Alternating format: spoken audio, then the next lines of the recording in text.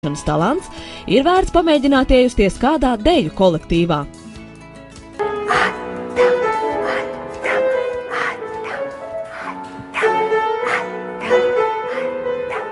Paldies! Uzvelkam vienu cimdiņu rokā, uzvelkam otru cimdiņu rokā un cimdiņdejā. Un rādām visus tavus cimdiņus.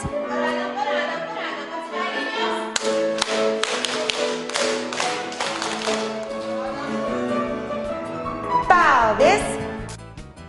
Dejošana ir ne tikai sava talanta attīstīšana un iespēja gozēties uz lielas, skaistas skatuves. Arī bērna veselībai tā nāk tikai par labu.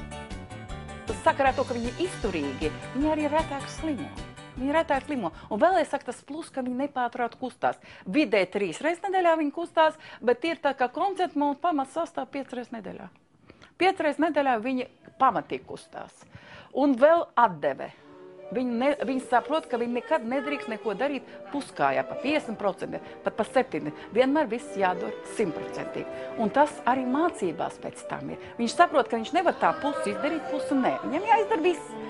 Un to mēs iemācām no 2-3 gadu vecu kolektīvā. Arī mums ir jābūt izturīgiem, ja bērns dejo deju kolektīvā, jo nedrīkst kavēt nodarbības. Visa sava dzīve ir jāorganizē par labu bērna aktivitātēm. Sākumā, kad es līdz 3 gadiem sēdēju mājās, tad bija tā, ka tas laiks bija pakārtots tikai dejošanai.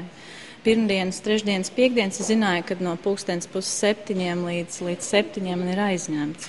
Bet tagad, kad es strādāju, es jau darbu arī pakārtoju tā, lai es varu 5 jau no darba iet prom un vest viņu uz dejošanu. Garās ūsas!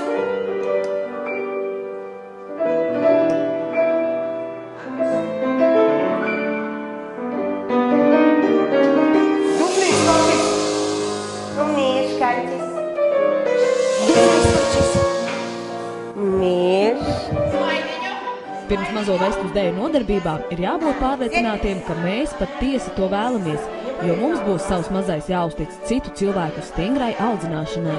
Viņam tas ir varoņdarbs. Ceļš jaunām māmiņām, kurām līdz šim bērns tas bija viss. Viņu bērni tas ir galvenais, ja? Un vispār labāk par to bērnu nekas nav. Un pēkšņi viņi atbrauc, atnāk uz šeit, un tad pilns ar tādiem bērniem, kurus it kā pēc māmiņa viedokļa ir personības. Un tajā brīdī, kā aizvarās durvis, un tās viņu izcilās personības paliek ar mums, ar pedagogiem, viņam tas ir liels pārtīvais. Liels. Māmiņas novērtē skolotāju lielo darbu un saka, ka bērni kļuvuši atvērtāki un viņām ir vieglāk ikdienā tikt galā ar mazajiem. Vismaz pēc Annas skatos, ka viņa palikusi drošāka. Kad var jau uzstāties bērndārzos un visādos lielākos pasākumos, tad ir varbūt disciplīna, kas ir ļoti pozitīva. Viņa iemācījusies būt disciplinēta. Jā, to es arī noteikti varētu piekrist, jo pirms mēs atnācām, man bija drusku bail, kā tas būs, jo, protams, kā jau pirmajam bērnam tika atļauts viss, un man bija drusku bail, kāds būs atnāk šeit, zinot, kāda šeit ir disciplīna un kārtība. Bet, man liekas, ka diezgan labi. Jau drīzumā, 9. janvārī mazajiem dejotājiem būs liels pārbaudījums, jo daudzi no viņiem uz skatuves kāps pirmo reizi. Bērni iejutīsies dažādos tēlos uzvedumā Ceļš uz kaut kur Rīģu, kurš notiks Kongresu namā.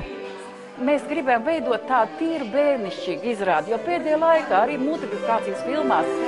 Es to nesaku tāpēc, ka es jau gados, bet man liekas, ka tā nepārtrautā šaušana un bērniem runāt par naudu, par banka, par bankomātiem, varbūt tas nebūtu īstais. Man gribās, lai viņi redz sunīšu, kaķīšu, zaķīšus un lai viņi ir bērni, lai viņi ilgāk ir bērni.